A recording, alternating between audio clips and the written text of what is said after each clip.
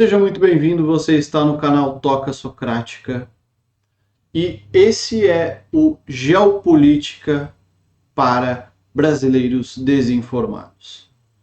E hoje nós vamos falar sobre algo que me incomoda muito, que não é pura e simplesmente como a The Economist consegue prever o futuro. É a reação dessa gente chapéu de alumínio que me irrita profundamente, é sobre isso que eu vou falar. Como a The Economist consegue prever o futuro e por que as pessoas têm uma reação tão histérica diante de um fenômeno que é relativamente simples? Não vai pra cadeia, otário! Cadê meu pau? Cadê meu pau? Ah!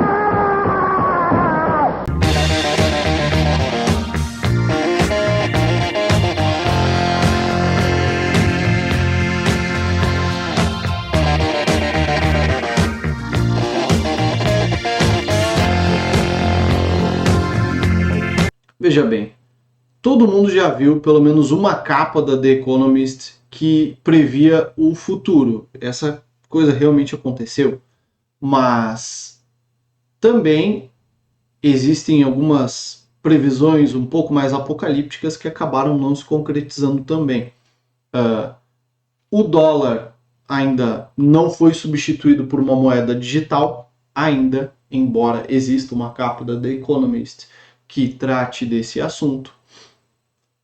E a bola da vez é que existia, tá lá na capa da The Economist, Putin e Zelensky de um lado, supostamente Kamala Harris e Donald Trump do outro, os dois lados. Né? Estão dizendo até que aquele pontinho de interrogação na figura do Donald Trump seria porque ele tomou um tiro na orelha, etc. Mas vejam bem, o que me irrita é esse pessoal chapéu de alumínio. Cara, eu me incluo, eu sou chapéu de alumínio pra cacete. Então ele é? Mas eu tenho moderação. O problema é o seguinte, o pessoal vê a capa da The Economist e vê qualquer acerto desse pessoal. Aí eles olham assim, olha só, os caras acertaram, eles dominam tudo. Tá todo mundo dentro do esquema deles. Os caras mandam no mundo inteiro. Se eles mandam no mundo inteiro e a gente já tá não há nada que possa ser feito, por que tu não vai lá e dá o a eles? É o quê? Vai lá e dá o então. Ai, que delícia! Porra, já não é? Porra, são os globalistas, os reptilianos, os Illuminati, Cara, os caras dominaram tudo. Se eles dominaram tudo, vai lá e dá o eles. Porra, não tem. O que a gente pode fazer? Não, porra, vamos estudar, vamos nos preparar, criar um movimento político, etc e tal. Não. Eu acho que tudo. Os reptilianos da Califórnia dominaram o mundo. Porra, irmão, se eles dominaram tudo, vai lá e dá o eles então. Ah, não, mas eu sou cristão. Eu acredito que Jesus vai voltar e vai salvar a gente. Agora deu cara aí mesmo, viu? Meu amigo, as coisas não são tão simples. Primeiramente, vamos esclarecer de onde vem esse poder profético da The Economist.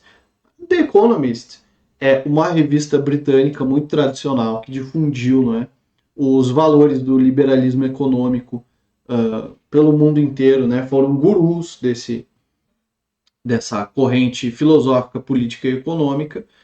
E é muito simples entender como eles conseguem fazer esse tipo de previsão. Da mesma forma que os think tanks, principalmente os think tanks norte-americanos, conseguem fazer as suas previsões. Primeiramente que os estados nacionais, supostamente nacionais, eles são controlados por tratados multilaterais. Nós temos uma centralização de poder muito grande hoje em dia, em que o Estado Nacional ele não exerce mais a soberania, está atado a processos burocráticos e legalistas. Então, no fim das contas, o Estado Nacional acabou sendo transformado em um aparato burocrático que é acionado por estruturas multilaterais. Então, é muita concentração de poder, é muito fácil prever o que vai acontecer, é só ver quem vai assinar que papel. Ponto. Se eu fui rápido demais, entenda o seguinte. A ONU é um exemplo de instituição multilateral, certo? A ONU, ela tem vários países, né, lá englobados. Esses países assinam tratados internacionais. Os analistas do CFR, da Comissão Trilateral, do Clube dos 1001, do Clube de Roma, seja qual for o Grand Think Tank, o Chatham House, eles viram quais foram os líderes mundiais que assinaram esses documentos e agora aquele país está atado a uma burocracia legalista. Não é simplesmente uma burocracia legal, é uma burocracia legalista. Porque mesmo que essa burocracia imposta pela instituição multilateral vá contra o teu interesse de Estado, há de se usar a norma da lei, legalismo, para usurpar o direito do Estado Nacional de ir em busca dos seus interesses. Por isso é uma burocracia legalista, não simplesmente uma burocracia legal. Por exemplo, era difícil prever o ataque do Vladimir Putin à Ucrânia? Pô, só o pessoal do Globo News não sabia que aquilo ia acontecer. Porque as amarras legais do Tratado de Minsk foram desfeitas pelo próprio Zelensky. A OTAN estava avançando para o leste e a Rússia é um dos poucos países no mundo que tem muito apreço pela sua soberania. E, aliás, desde 2014, a Rússia se prepara para o isolamento econômico justamente porque a OTAN estava avançando para leste. E a OTAN é um aparato do establishment anglo-americano, e o establishment anglo-americano, além de ter o controle da OTAN, também tem o controle do sistema SWIFT, né? A The Economist já teve períodos na sua história em que teve acesso às maiores mentes do mundo, né? Essa geração de analistas geopolíticos, de escritores, né, de mentes trabalhando pela sociedade aberta, né, que é a sociedade globalizada, global, né? Os intelectuais trabalhando em prol da sociedade aberta decaíram muito, né? Se nós formos comparar, por exemplo, um Graham Allison com um Brzezinski, com um Kissinger. Kissinger e o Brzezinski são muito maiores. O David Rockefeller com o filho do Soros. Pô, aquele maluco até cara de pateta tem, né? E para quem não sabe, o George Soros, ele publica, assim, periodicamente, ele é metido a intelectual. E ele tenta operar assim, intelectualmente, otimizar, né, com os cálculos políticos dele, o dinheiro, a escolha dos candidatos nos Estados Unidos, né? Então, não é que o establishment, o estamento, a elite ligada da Economist tem controle sobre tudo. Não. Eles têm grupos de intelectuais, né? Eles têm acesso a intelectuais que vivem de prever os movimentos políticos no mundo, não é? Como a própria Rússia também tem. A Rússia tem ideólogos e a Rússia tem analistas. São duas coisas diferentes. Então, não é que existe uma pequena elite que tem o controle absoluto do mundo e aí eles publicam numa revista para jogar na nossa cara que eles mandam no mundo. Meu amigo, se fosse assim, eles já teriam balcanizado a Rússia. A China seria mais submissa à agenda norte-americana, mas mesmo assim eles vivem de um morde e assopra, não é? Então, para entender essa questão da futurologia da The Economist, basta acompanhar, né, o que os grandes think tanks publicam, né? Por exemplo, nós já estamos vendo na The Atlanticist, no CFR também, que a diplomacia norte-americana vai mudar. Ó, eu não sou parte da elite. Ou será que não? Mas é possível prever, através da crítica dos analistas, também sobre o comportamento das políticas externas de países estratégicos para os Estados Unidos, né, questão de segurança nacional, a gente nota que a diplomacia precisa mudar. A paz romana, né, a paz americana, né, paz com X, né, ela não está agradando tanto o sul global e vários outros agentes, né, no mundo inteiro.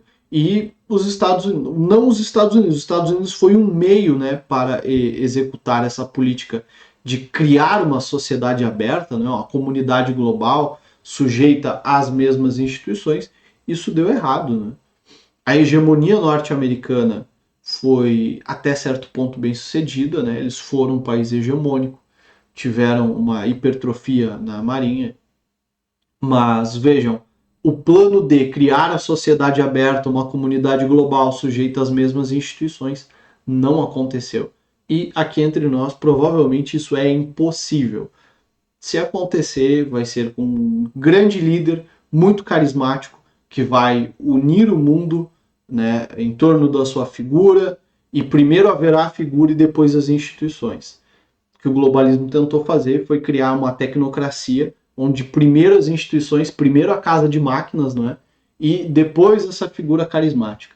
Mas, né, como está lá na Bíblia, eu acredito que primeiro vem a figura carismática. Primeiro surge, né, o sujeito, vou resolver todos os problemas do mundo. Vejam bem, não é uma questão muito difícil de entender, né?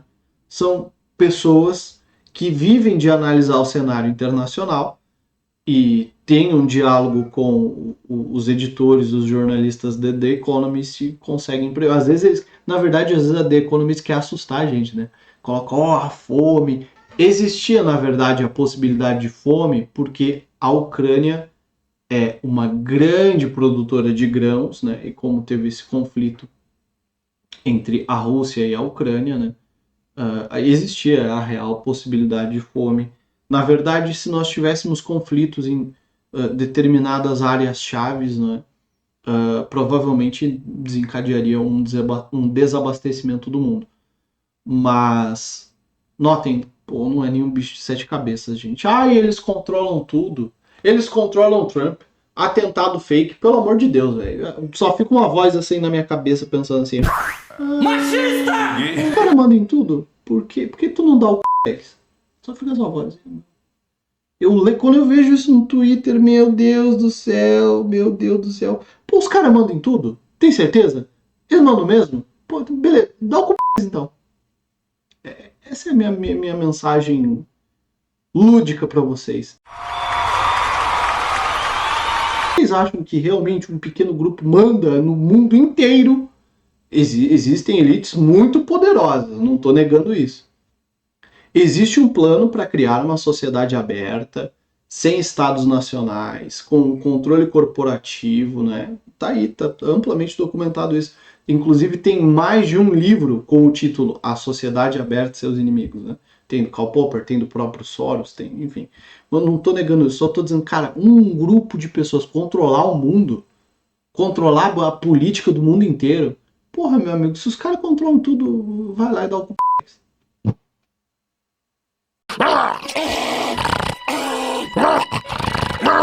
Have you ever done DMT?